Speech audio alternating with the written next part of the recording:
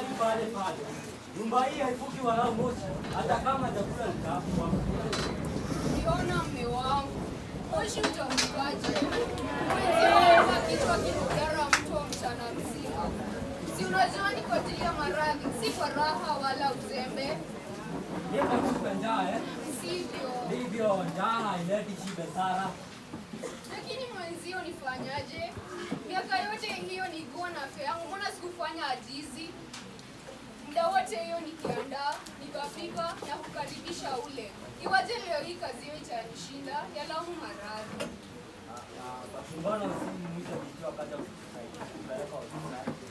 Ona, mwache mtoto apumzike. Hivi atayashika mangapi? Apumzike? Naam. Apumzike nini? Mimi nilipumzika kumpeleka shule. Yona.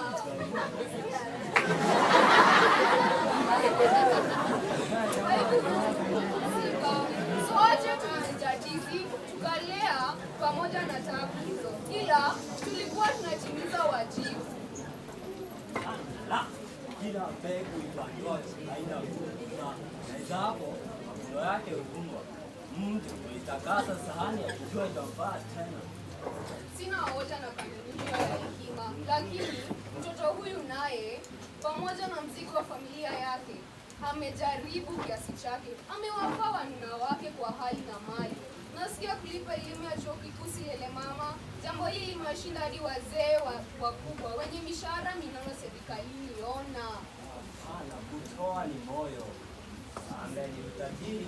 si lakini pamoja na moyo huyo mtu hujikuna ajipatapo. Fimbo ya mzee urithi mtoto wa kwanza ni wajibu. Fimbo irithi mtoto wa kiume, si wa kike. Huyu anakwake, ndoa yana majukumu.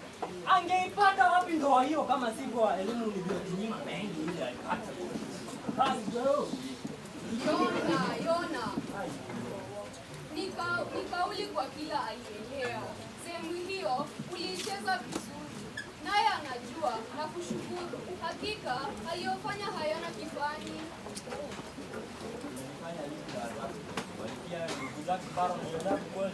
Si hoja. Yona, ugonjwa huu usingenibakisha. Ulikuwa umenila kiasi cha kuniacha mchakavu kwenye mwako wa jua, hadi akaja yeye na kunipeleka hospitalini. Leo hii nisingekuwepo. Najua unamtetea kwa sababu hiyo. Yona, umesahau mara. Ukumbuki kuwa Neema alituajiriwa wafanyikazi waje wakatusaidie. Sasa wako wapi hao wafanyakazi? Wako wapi?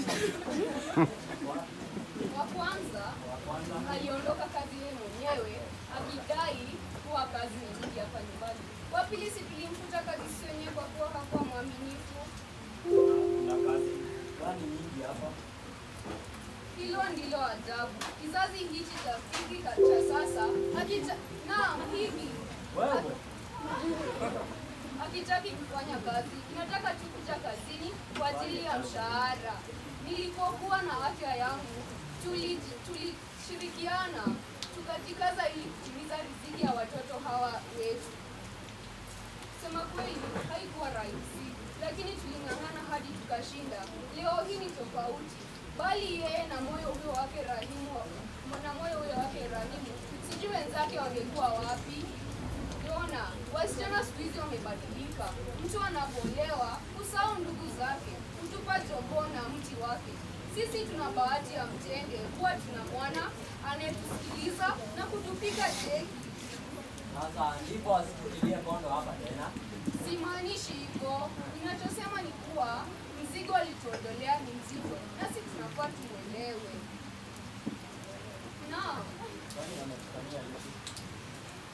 Yona, mtoto huyo amejaribu.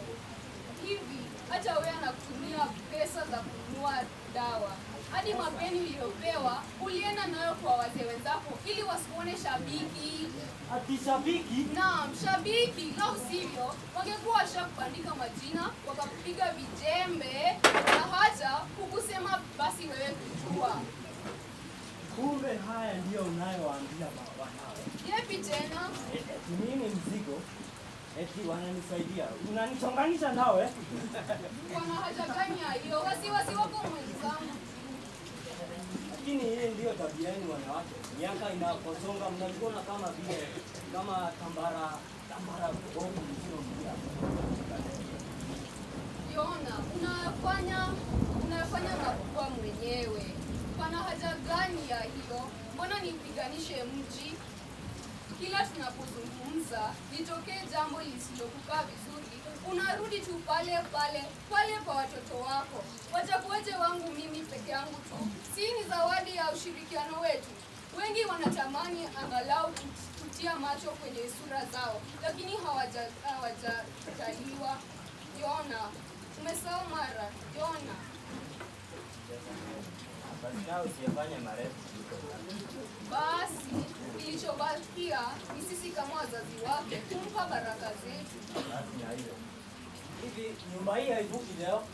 Yona, subiri, nimemtumanishia jina salamu aje akatufanyie chochote. Si chochote apike. Na atapika pia ni pamoja chochote. Hapa nilipo sijifai chochote, mwili mfano wa bua. Nitasubiri Basi na usubiri, kuitikia wito haraka. Unifike huko ofisini, unajua nakiingia na robo, natoka na robo tatu. Na robo tatu. Na subiri.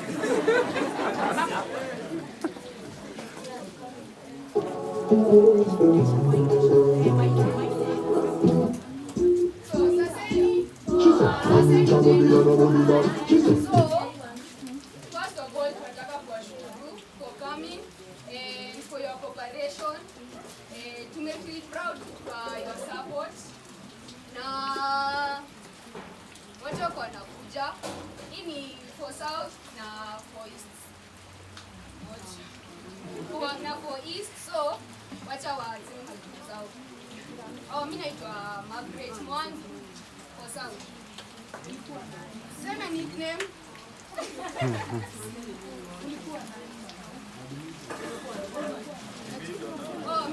Mimi naitwa Maggie. Nilikuwa na kama red string kwa parliament na Sara kwa bembea. Mimi hapa naitwa Joyce. Kwa South nilikuwa na kama mtoto. Alafu nikaanza kama Neema.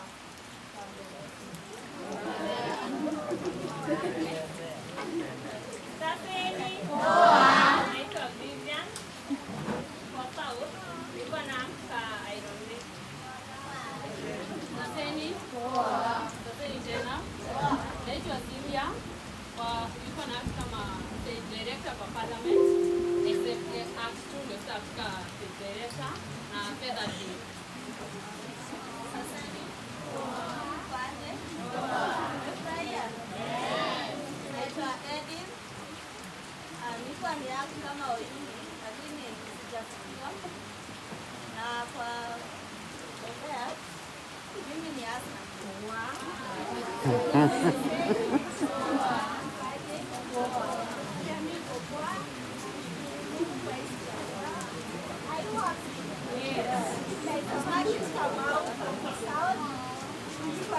Kama a voice na kuendelea maisha ambayo tunaifaidika.